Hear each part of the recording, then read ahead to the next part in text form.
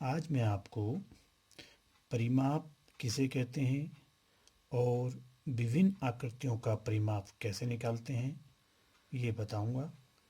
परिमाप किसी आकृति की भुजाओं की लंबाइयों का योग या आकृति की सीमा की लंबाई को उस आकृति का परिमाप कहते हैं। परिमाप शब्द दो शब्दों से मिलकर बना है, परि और माप। परि का अर्थ होता है चारों ओर और माप का अर्थ होता है उसे मापना। दूसरी शब्दों में हम ये भी कह सकते हैं कि किसी आकृति के घेरे की लंबाई को परिमाप कहते हैं। यहाँ पे मैंने आपको विभिन्न प्रकार की आकृति दी है। ये त्रिभुज है।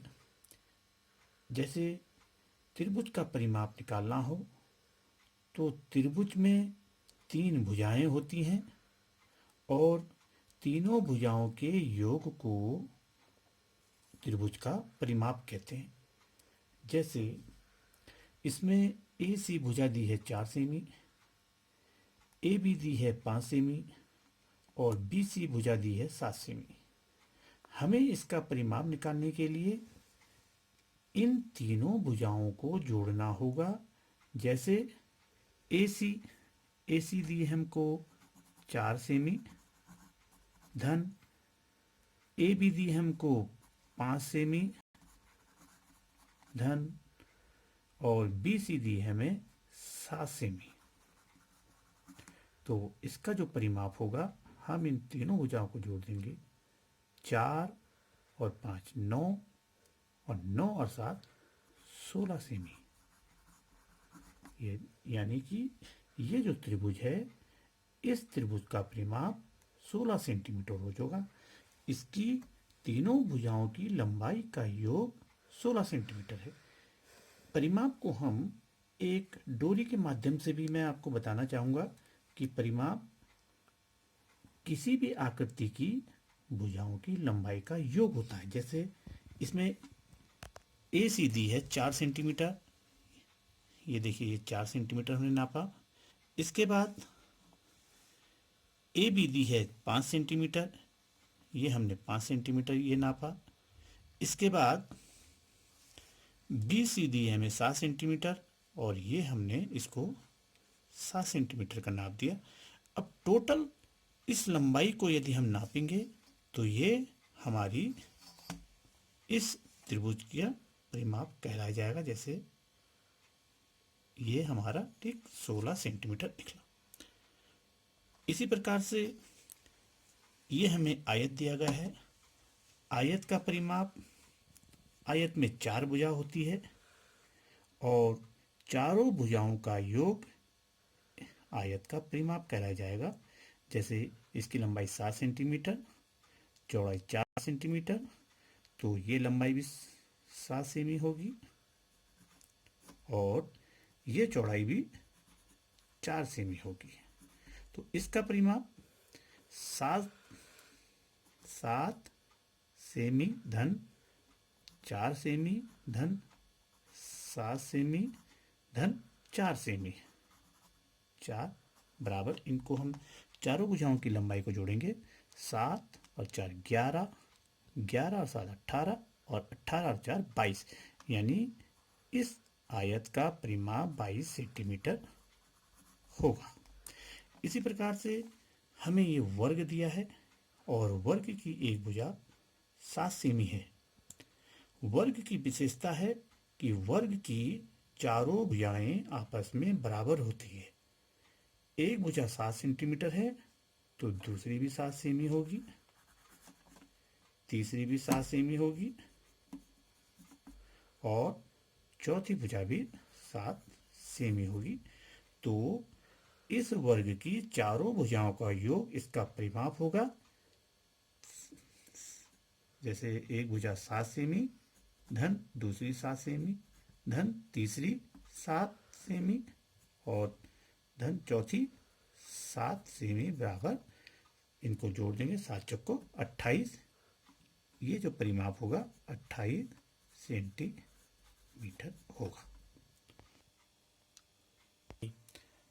आयत का परिमाप। आयत का परिमाप कैसे निकालते हैं ये मैं आपको बताता हूँ। आयत के चारों भुजाओं के लंबाई का योग आयत का परिमाप कहलाता है। आयत का परिमाप हम लंबाई धन चौड़ाई धन लंबाई और धन चौड़ाई करके भी ज्ञात कर सकते हैं। और एक इसका दूसरा जो सूत्र है वह है 2 कोष्टक लंबाई धन चौड़ाई। इसको मैं आपको प्रश्न हल करके बताता हूं कि आयत का परिमाप हम कैसे निकालेंगे। प्रश्न है हमारे पास कि एक आयत की लंबाई 8 सेमी, ये एक आयत दिया है, इसकी जो लंबाई है यह है 8 सेंटीमीटर। ये 8 है तो ये भी 8 सेंटीमीटर होगी लंबाई इसकी, और चौड़ाई है इसकी 5 सेंटीमीटर। 5 सेंटीमीटर चौड़ाई, ये चौड़ाई 5 है तो ये चौड़ाई भी 5 सेंटीमीटर होगी। अब है हमें इस आयत का परिमाप ज्ञात करना है। अब मैं आपको ये सवाल करके बताता हूँ।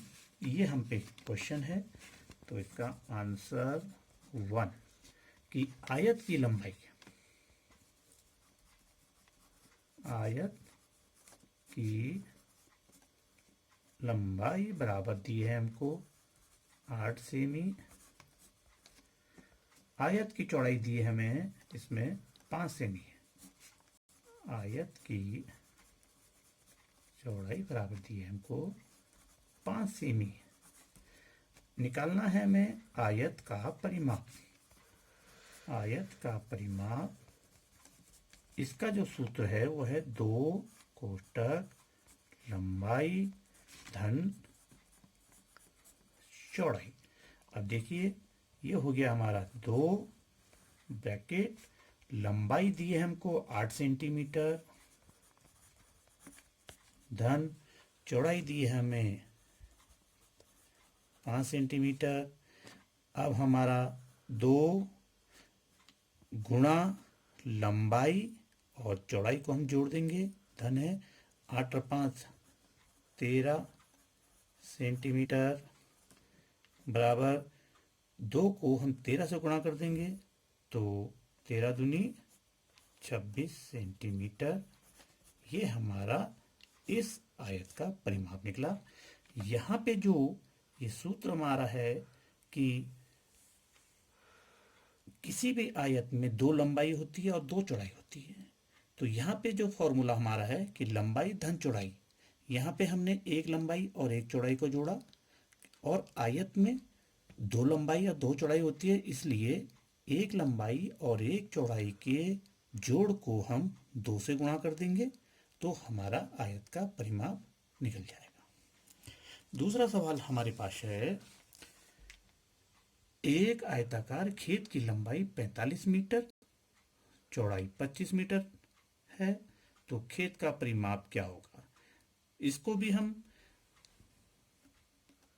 यह हमें मालूम होना चाहिए कि आयत का परिमाप आयत की भुजाओं का योग होता है। जैसे हम इसको 45 धन 25 धन 45 धन 25 यानी लंबाई धन चौड़ाई धन लंबाई धन चौड़ाई भी कर सकते हैं, और इस अनुसार हम इस क्वेश्चन को भी कर सकते हैं कि दूसरा हमारा आंसर नंबर 2,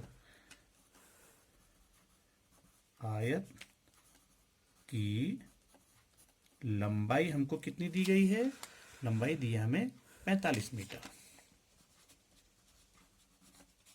45 मीटर और आयत की जो चौड़ाई दी है ये हमें कितनी दी है, ये है 25 मीटर।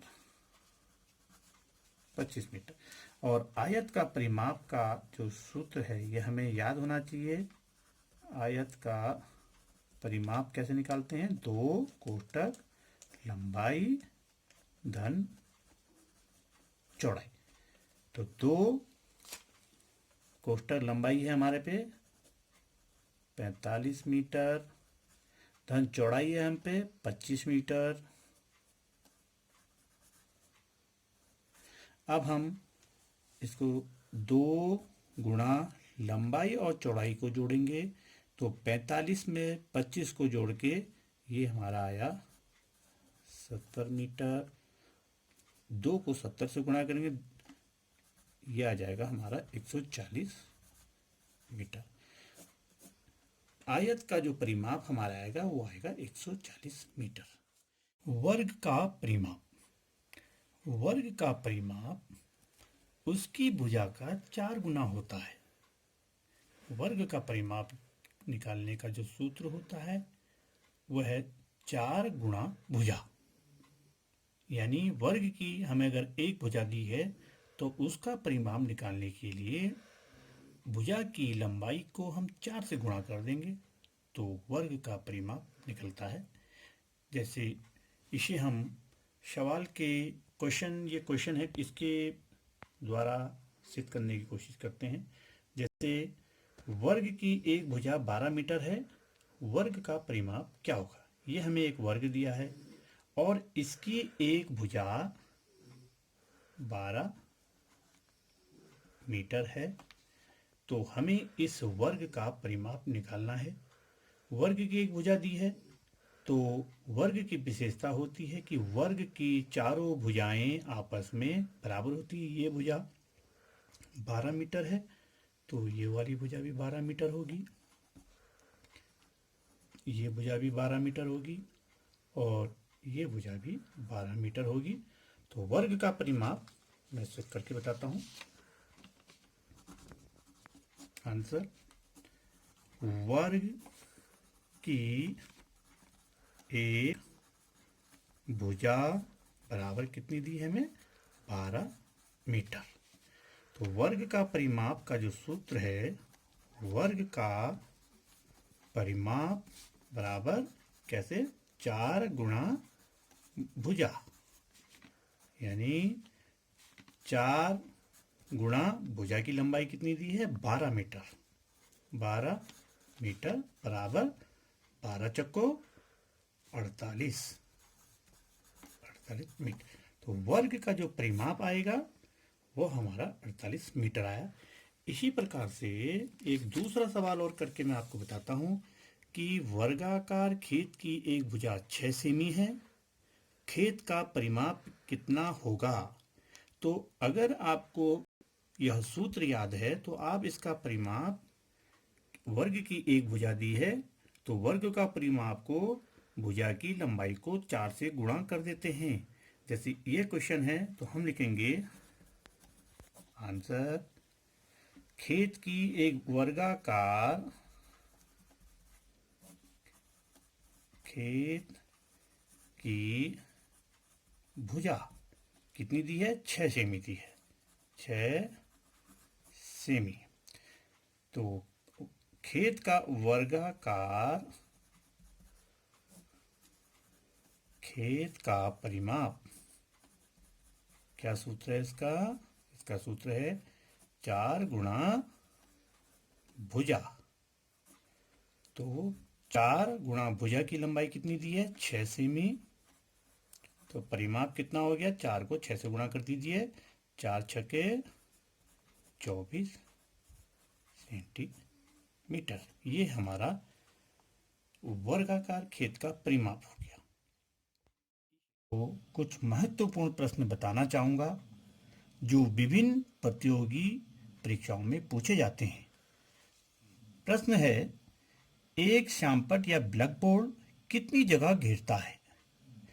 ये हमें एक ब्लैक बोर्ड दिया गया है, हमें यह बताना है कि यह ब्लैक बोर्ड कितनी जगह घेर रहा है। तो इसके लिए यह हमें मालूम होना चाहिए कि यदि हमें किसी आकृति के द्वारा घेरी गई जगह को अगर बताना है तो उसके लिए हमें उसका क्षेत्रफल निकालना होगा। तो यह बताने के लिए कि यह कितनी जगह घेरता है, इसके लिए हमें इस ब्लैक बोर्ड का क्षेत्रफल निकालना होगा।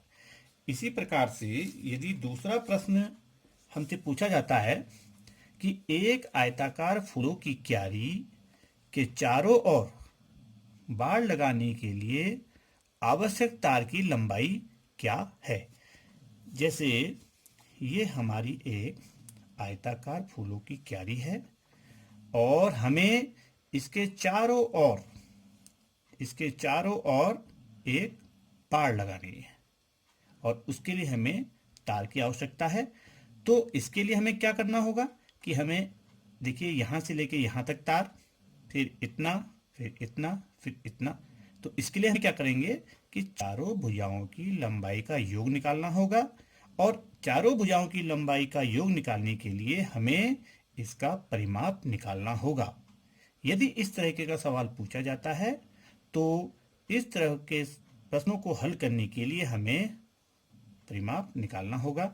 इसी प्रकार से यदि तीसरा सवाल हमसे ये पूछा गया है कि एक वर्गाकार पार्क के चारों ओर, ये हमें वर्गाकार पार्क है हमारा, कि एक वर्गाकार पार्क के चारों ओर 2 बार चक्कर लगाने पर आप कितनी दूरी तय करेंगे।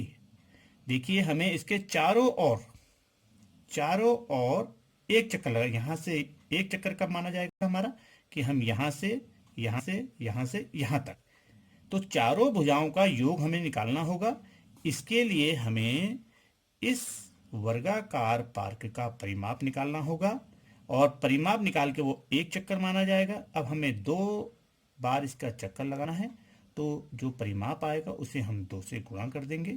वह हमारा जितना आएगा वह आपको 2 बार चक्कर लगाने में उतनी दूरी तय करनी होगी। तो इन सवालों को देख के हमें यह जानना होगा कि हमें इस प्रश्नों में परिमाप निकालना है या क्षेत्रफल निकालना है।